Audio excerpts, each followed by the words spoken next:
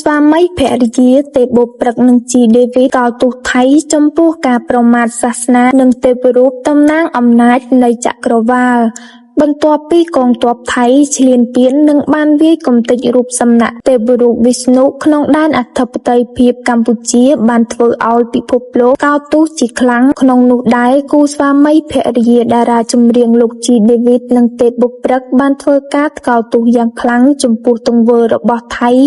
លើវិស័យសាសនាតារាចម្រៀងរ៉េបជីដេវីតនិងទេពបុព្រឹកបានរៀបរាប់ថាក្នុងនាមខ្ញុំនិងភរិយាជាអ្នកបានដល់នៅការគោរពប្រតិបត្តិសាសនាបុព្វបុរសព្រមទាំងការគោរពឱនលំទោនប្រកាន់ខ្ជាប់នៅការគោរពលិន្ទទេវរាជនិងត្រីមូរតិសូមប្រកាសថ្កោលទោសដល់ពូជអម្បូរថៃដែលជាអម្បូរនៃឃាតករសាសនាការប្រមាថចំពោះទេពរូបដែលតំណាងឲ្យអំណាចនៃចក្រវាឡទោសនេះនឹងធ្លុះធ្លាយធ្លាក់ជាភ្លើងធ្លាក់ចំកណ្ដាលដួងកែវបីសាចយ៉ាងប្រកបជានាពេលដ៏ខ្លីខាងមុខដោយអំណាចនៃស្ដេចអាថ័ន្តបុព្វបុរសនិងកំណត់ជោគវាសនាជនទាំងនោះដែលដុតរកាដោយភ្លើងមិនត្រឹមតែគូស្វាមីភរិយាលោកជីដេវីតនិងទេពបុព្រឹកប៉ុណ្ណោះទេ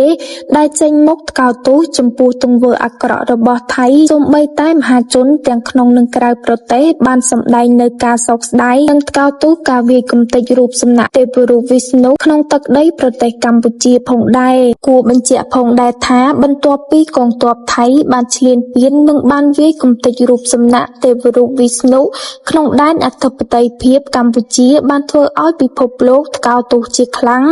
ជាក់ស្ដែងក្រសួងធម្មការនិងសាសនាស្នើដល់សាសនិកទូទាំងពិភពលោកនិងសហគមន៍អន្តរជាតិថ្កោលទោសសកម្មភាពសាសនារបស់កងទ័ពឈ្លានពានថៃដែលបានវាយកំទេចរូបសំណាកទេពរូបវិស្ណុក្នុងដែនអធិបតេយ្យភាពកម្ពុជាក្រសួងធម្មការនិងសាសនាចេញញត្តិថ្កោលទោសការវាយកំទេចរូបសំណាកទេពរូបវិស្ណុក្នុងដែនអធិបតេយ្យភាពនៃព្រះរាជាណាចក្រកម្ពុជា